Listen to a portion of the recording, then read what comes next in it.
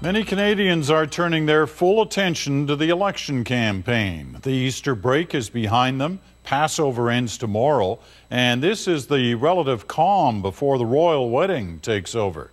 So, with such a big decision just 7 days away, there's important election ground to cover tonight. Let's begin with the Canadians who couldn't wait and turned out today for the last day of the advance polls.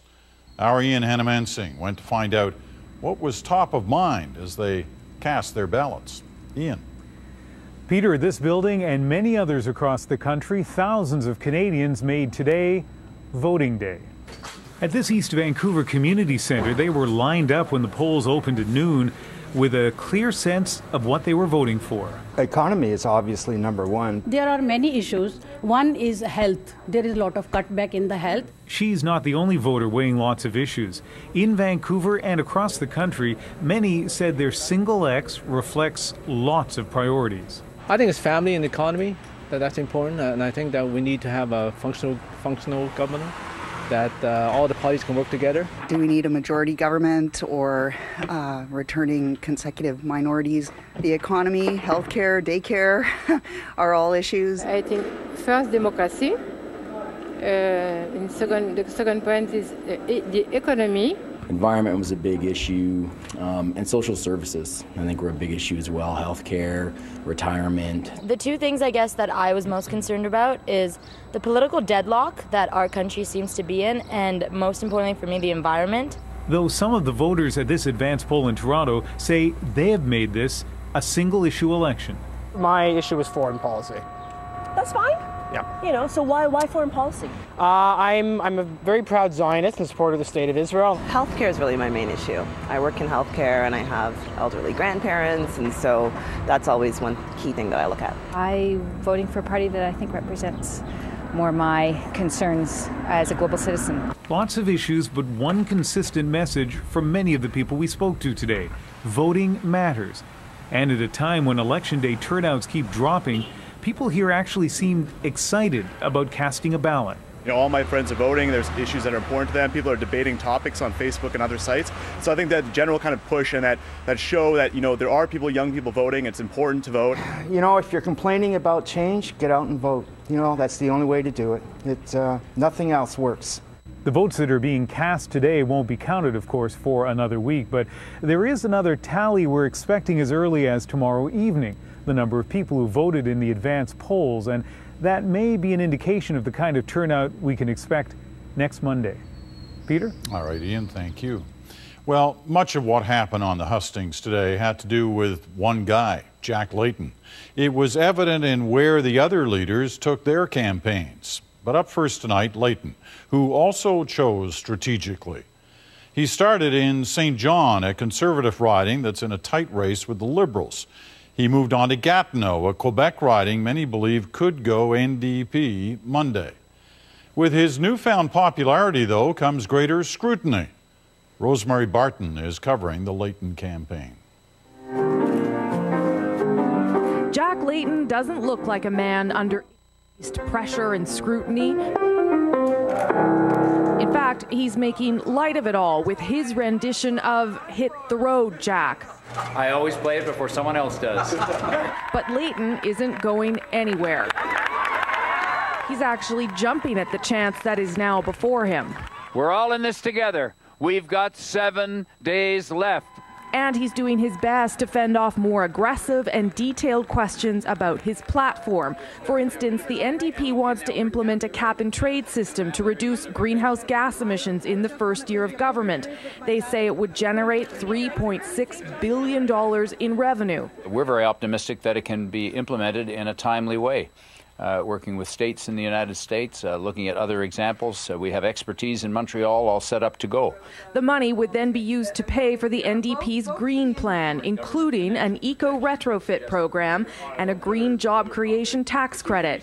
But if the ambitious cap-and-trade program doesn't generate as much money as expected, what would Layton cut from his program?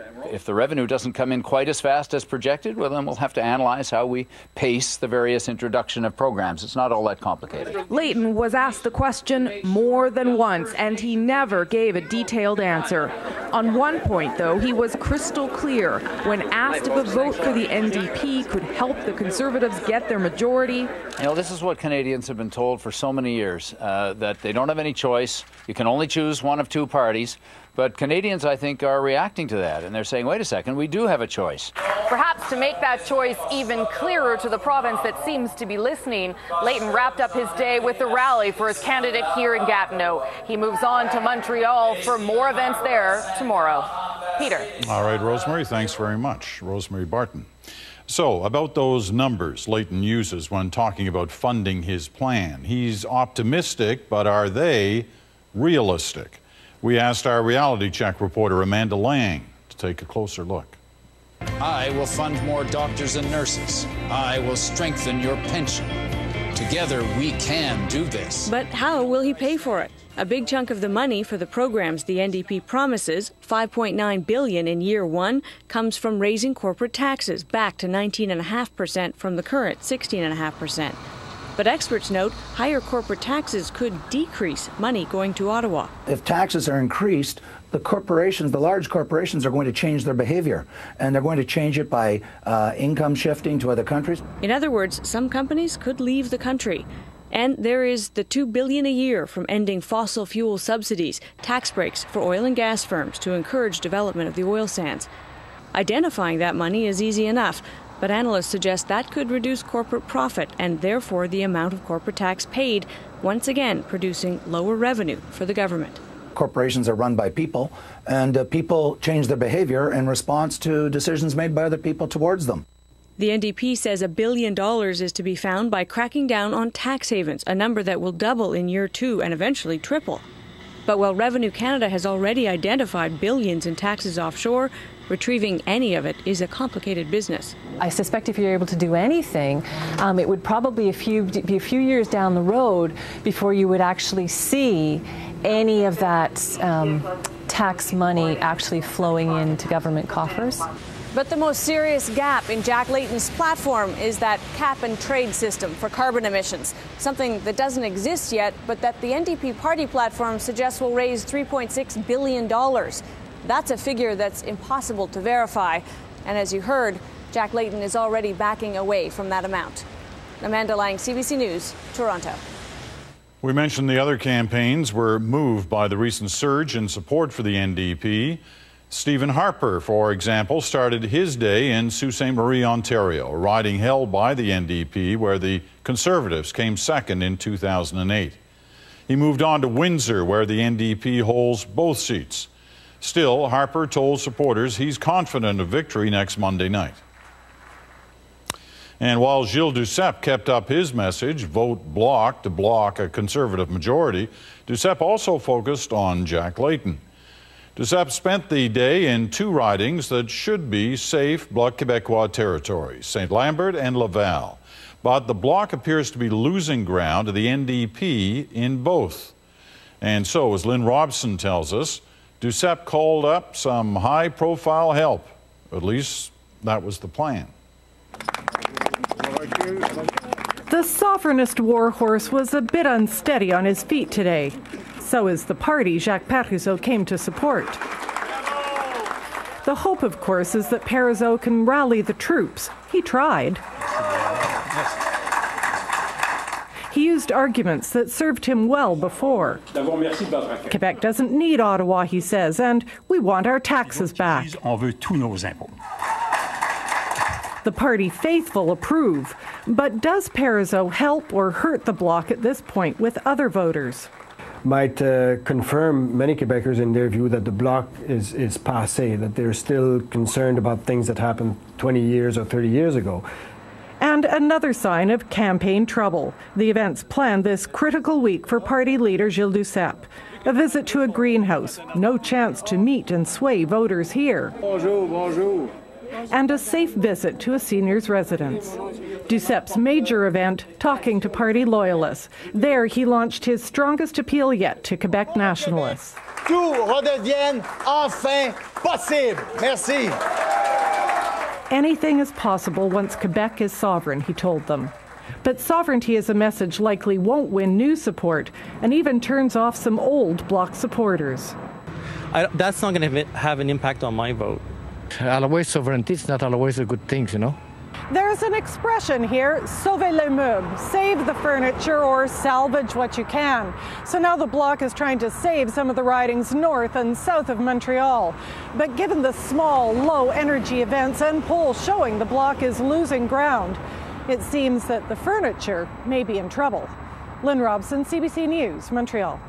The Liberals will be bringing out a member of the old guard themselves this week. Jean Chrétien will join Michael Ignatieff Wednesday. Laurie Graham is covering the Liberal campaign, which is in Vancouver tonight. Laurie, what's behind Ignatieff's campaign stop in Vancouver? Peter, Michael Ignatieff is here in the riding of Vancouver West, Sunshine Coast, sea-to-sky country. It's a volatile riding that the Conservatives took from the Liberals in 2008. Ignatieff is here because the Liberals think they have a shot at winning it back. That looks good. That looks even better. Michael Ignatieff toured a famous Vancouver pie shop to get a taste of something sweet, but his tone today was anything but. I don't feel squeezed. I feel I got running room either way. But the fact is, Michael Ignatieff is under even more pressure, trailing the Conservatives and now, according to some polls, behind the NDP. After being pushed by his party for weeks to fight back, today Ignatieff sounded as forceful as we've heard him. The other two parties are not serious. They're not talking to Canadians like adults and saying, here's how we would do it. There's a hole in the Layton platform. There's a hole in the Harper platform.